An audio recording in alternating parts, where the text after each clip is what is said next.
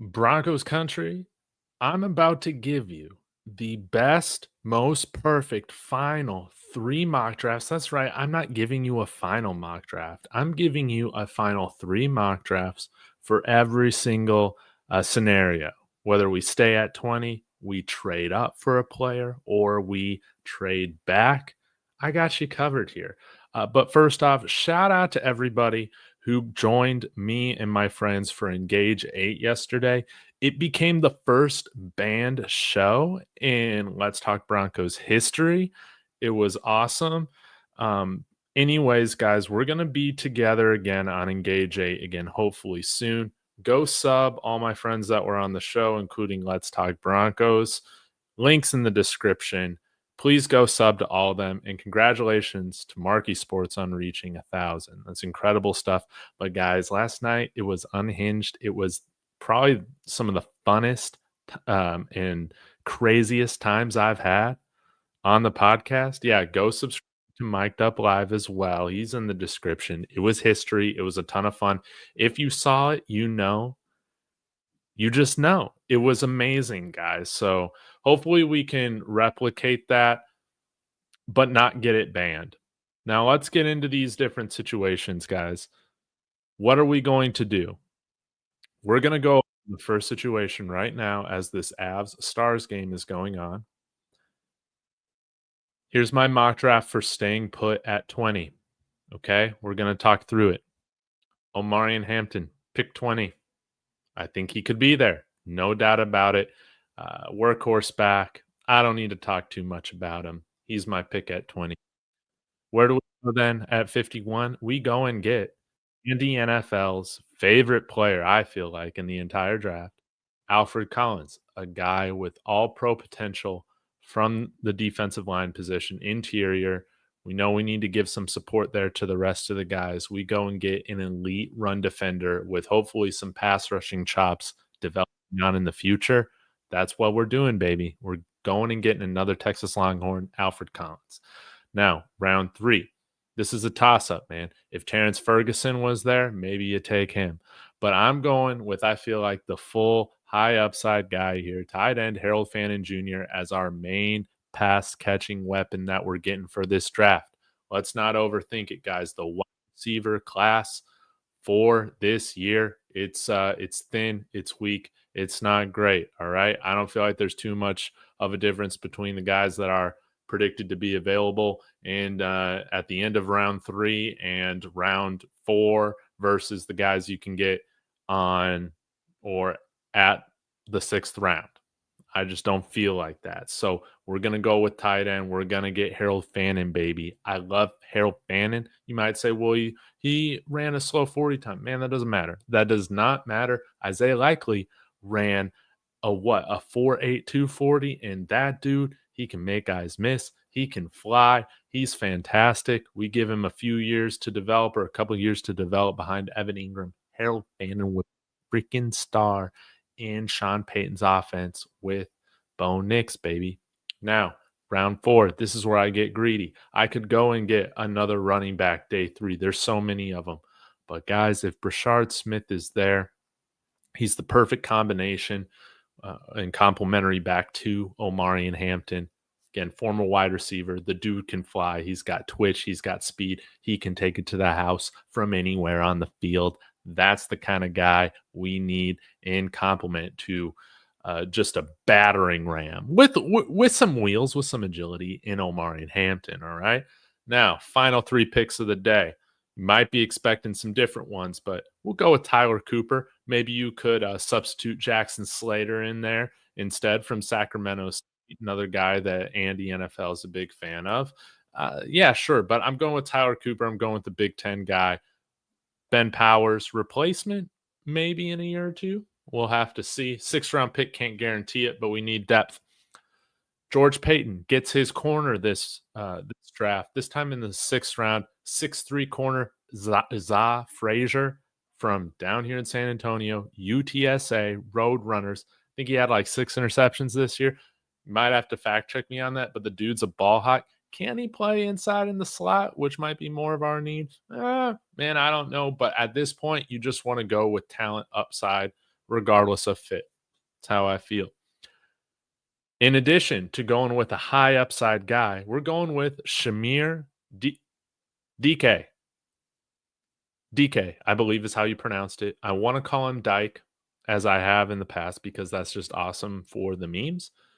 Shamir Dyke, big time athlete, guys. Gonna read this off for you if I can find it. Yeah, here we go. Shamir Dyke, his 40 time, 4.34. That's 98th percentile. All right. We're talking about burst score, which factors in vertical jump and broad jump, 85th percentile. Speed score, which factors in 40, 40 time, some other things like that, right? So some of the other agility drills. Speed score, 93rd percentile. Only 22 years old, 6'1", 196 pounds. Player profiler, again, it is more of a dynasty football type of site, but I find their comps to be very, very good because it's all like mathematical testing based. This dude in the 6th round is comped to Mike Wallace. And if you go watch his highlights, man, he's running a lot of these routes that are very similar to, I feel like, what Sean Payton likes to call, man. He can get deep. He can run the posts, the slants, the dig routes, the deep overs. He's got speed. He's got size to contribute on special teams as well. Give me Shamir DK. So that's if we stand pat. All right. You guys might be upset. Dave, why didn't you go wide receiver in round 2? I'm not passing up the top end defensive line talent in this draft. I'm just not. I just can't do it. I think a lot of these wide receivers, again, their upside is a really good wide receiver too. That's how they talk about them. Okay. Now there might be a few individuals I'm more bullish on, but at the end of the day, you're telling me the upside with Alfred Collins is all pro there in the 2nd round. I'm taking the upside for the guy with all pro potential. That's just what I'm going to be doing. So see you, Andy. You better be happy about that one. All right. Now let's get into the next mock draft. Let's say we trade down. Let's do that. What happens if we trade down? Well, we do it with the New York Giants. We get it for their 3rd and 4th round pick. So pick 65 and 105. And of course, we're going back from 20 to 34. So we have picks 34, 51, 65, 85, and 105 for our first, 5 picks. Pick 34, Treveyon Henderson, baby. PFF doesn't like it, but I love it, and you should too. Alfred Collins, already explained. You go with him at 51. Round 3, pick 65. You got the choice between Terrence Ferguson or Harold Fannin. This time, I decided to go with Terrence Ferguson, baby. Combine killer. At the combine, ran a 4.5 40. Was insane. Fastest running tight end at the combine. Already has chemistry with Bo. Great athlete. Denver native. Love the extra storylines there. Pick 85. Marcus and Bo. Now, I probably wouldn't have gone offensive line if we only had 1 3rd-round pick. But again, with having a 2nd, 3rd-round pick, you can kind of take more of these developmental picks with high upside. Marcus and Bo, he can play tackle, he can play guard, possibly not a Quinn Miners, Ben Powers replacement, or maybe Mike McGlinchey. We'll have to see. Even though I am bullish about Palczewski. Round 4, slot corner, Jacob Parrish. Big time slot corner. I think one of the best in this draft.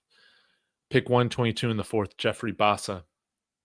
A flying linebacker out of Oregon. Should be helpful in coverage. You can give him a year to develop and then possibly compete for a starting role alongside Dre Greenlaw. Number 6, one of Marquee Sports' favorites, Kyle Monangai, baby. Nice thunder to Treveyon Henderson lightning.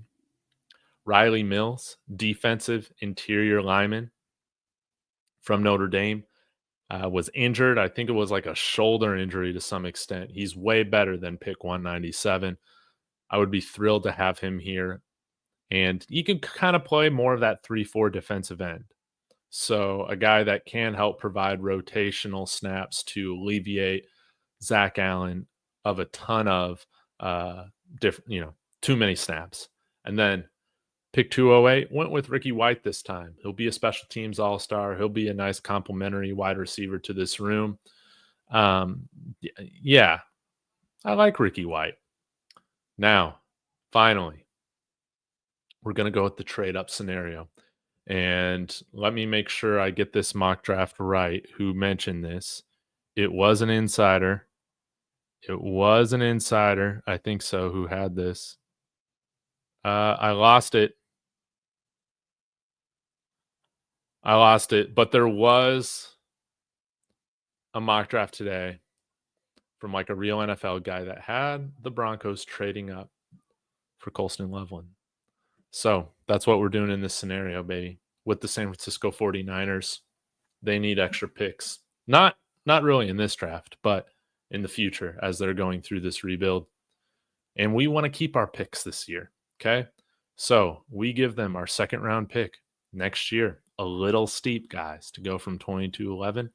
We also get a 6th round pick back next year too. Helps a little bit.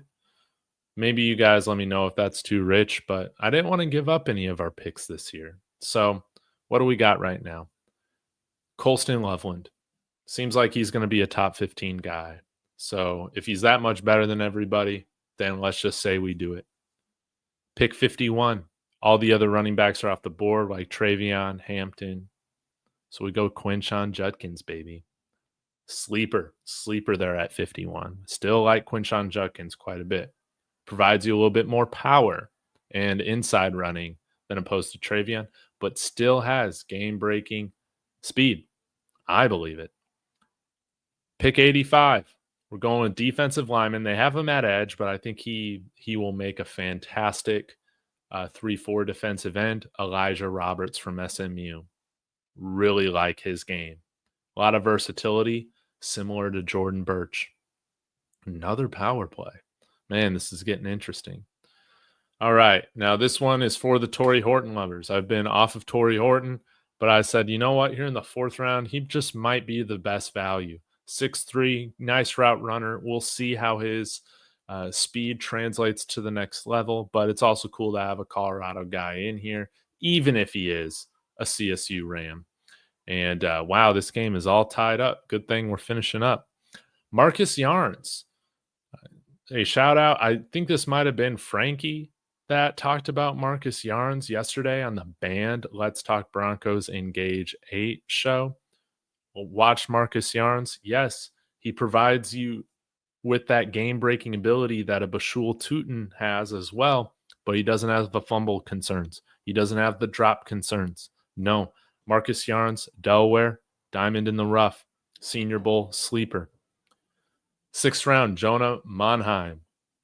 Basically the only good offensive lineman from USC this year. He started at guard and center, I believe, throughout his career.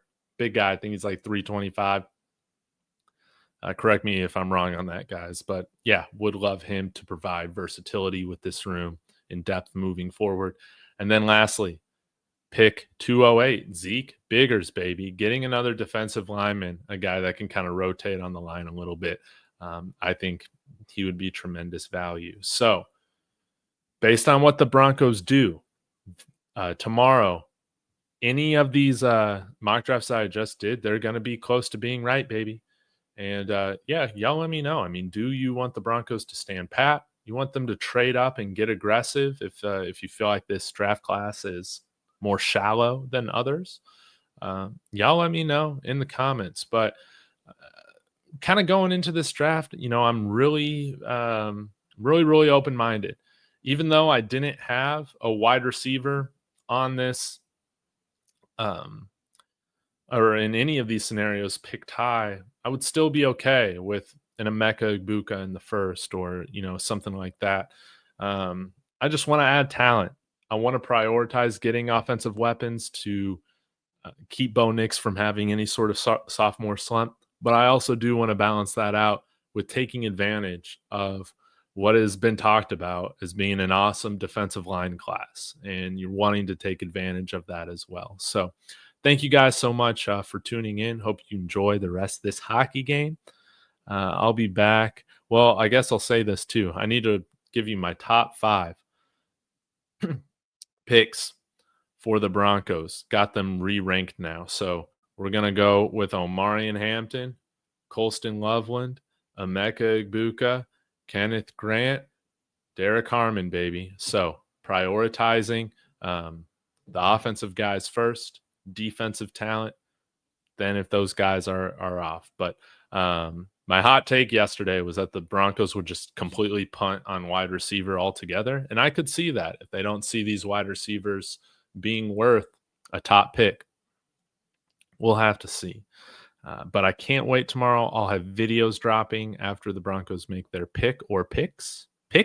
Wouldn't that be cool in the first round? But until then, guys, go Broncos.